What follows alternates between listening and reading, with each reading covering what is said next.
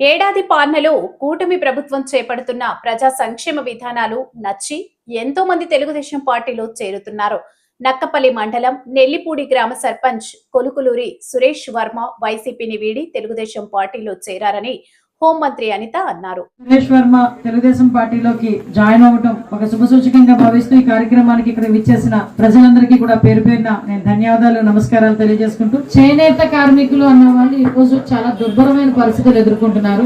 వాళ్ళకి ఎట్టి పరిస్థితుల్లోనైనా కంపల్సరీగా మనం చేదోడు వాదోడుగా ఉండాలి. వాళ్ళకి పెన్షన్లు ఇవ్వడం దగ్గర నుంచి ఇప్పుడు 200 యూనిట్లు మన కరెంట్ ఏదైతే ఉచితంగా ఇస్తున్నామో దాని దగ్గర నుంచి, ఇంతకు ముందు ఏదైతే చేనేత కార్మికులు ఒక చేయూత కింద తీసుకునే వాళ్ళు దానికి కూడా ఈ రోజు మళ్ళా తిరిగి పునరుద్ధరించి ఇంకా మనం ఎంతవరకు చేయగలం అంతవరకు చేయాలి అని ఆ రోజు కేబినెట్ మీటింగ్ లో సాక్షాత్తు ముఖ్యమంత్రి గారు మాట్లాడిన సందర్భం. చేనేత కార్మికులకి 50 సంవత్సరాలకి పెన్షన్ ఇచ్చిన పరిస్థితి కూడా ఈ రోజు ఎన్డీఏ కూటమి మనం అందరం కూడా చేసుకుంటున్నాం. గౌరవ ముఖ్యమంత్రి గారు, గౌరవ ఉప ముఖ్యమంత్రి గారు అందరూ కూడా సో మాకు 100 యూనిట్లు సరిపోవట్లే, మరి 200 యూనిట్లు కావాలని ఆ రోజు అడిగాము. ఈ రోజు ఇచ్చేయాలి, చాలా సంతోషం అని చెప్పి ఆ రోజు చెప్పిన సందర్భం కూడా సూపర్ 6 లో భాగంగా మీకు అన్ని కూడా చేసి పెట్టాలి. ఆల్రెడీ సంవత్సరం అయింది. ఈ సంవత్సరంలో మీకు ఉచిత బస్సు ఏదైతే ఉందో అది నిన్నటి నుంచి మీకు అనౌన్స్ చేశారు. తల్లికి వందనం కింద ఎంతమంది పిల్లలు చదువుకుంటే అంతమందికి కూడా డబ్బులు వేసిన పరిస్థితి కూడా మీకు తెలుసు. గ్యాస్ సిలిండర్లు ఆల్రెడీ 3 గ్యాస్ సిలిండర్లు ప్రతి సంవత్సరం ఇస్తామని చెప్పాం. అందులో 2 సిలిండర్లు ఆల్రెడీ మీకు అకౌంట్ లో కూడా వచ్చినాయి. ఇంకొక సిలిండర్ బ్యాలెన్స్ ఉంది.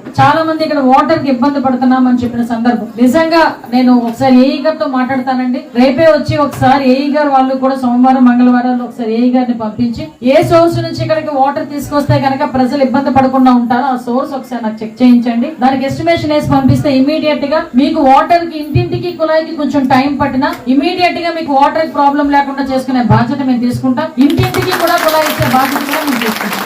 అమ్మ ఈ రోజు ఎన్ని ఆర్థిక ఇబ్బందులు ఉన్నాయండి, ఎన్ని చేయనియండి, గ్రామాలు బాగుండాలి. ఈ రోజు మీరందరూ కూడా నన్ను ఎంత నమ్మకంతో 44,000 మెజార్టీ ఇచ్చేసరికి బాధ్యత పెరిగింది. బాధ్యత పెరగడంతో పాటు ఒక పక్క రాష్ట్రంలో ఆర్థిక పరిస్థితులు ఎలా ఉన్నా కూడా గ్రామాలకు ఇవ్వాలి. ఈ రోజు లాస్ట్ 5 సంవత్సరాలు మీరు అబ్జర్వ్ చేసుకుంటేనమ్మా ఎక్కడ కూడా ఒక రోడ్ వేయడానికి కానీ డ్రైన్ కట్టడానికి కూడా ఒక రూపాయి కూడా ఎవరు ఇచ్చిన పాపాన్ని పోలే. కనీసం కాలువల్లోని గుర్రపు డెక్కాయి చెత్త చెదారం తీసే పరిస్థితులు కూడా లేవు. హౌసింగ్ డెఫినెట్ గా మీ అందరికీ ఆ రోజు నేను మాట ఇచ్చున్నా. హౌసింగ్ కూడా మీ అందరికి ఇచ్చే బాధ్యత కూడా తీసుకుంటాం. ఎందుకంటే ఇప్పటికే సర్వే జరుగుతుంది. ఎంఆర్ఓ రెవెన్యూ డిపార్ట్మెంట్ వాళ్ళు సర్వే చేస్తున్నారు. అసలు ఎంతమందికి హౌసింగ్ ఉంది. లాస్ట్ వైఎస్ఆర్సీపీ గవర్నమెంట్ లో 1 సెంటు భూమిని కొంతమందికి భూములు ఇచ్చారు. అవి అసలు వాళ్ళు తీసుకుంటున్నారా లేదా, తీసుకోకపోతే 3 సెంట్లకు జాగా మనం ప్రామిస్ చేశాం కాబట్టి అది ఎలా ఇవ్వాలి, ఇవన్నీ కూడా సర్వే చేస్తున్నారు. నాకు 1 or 2 months లో సర్వే రిపోర్ట్ కూడా వచ్చింది. వచ్చిన వెంటనే రూరల్ ఏరియాలో గౌరవ ముఖ్యమంత్రి గారు చెప్పినట్టుగా 3 సెంట్ల ఇల్లు స్థలాన్ని తర్వాత ఇల్లు కట్టించే బాధ్యతని కూడా ఈ రోజు ఎన్డీఏ కూటమి తీసుకుంటుందని మీ అందరికీ కూడా తెలియజెప్పుకుంటున్నాం. ఈ గ్రామ అభివృద్ధికి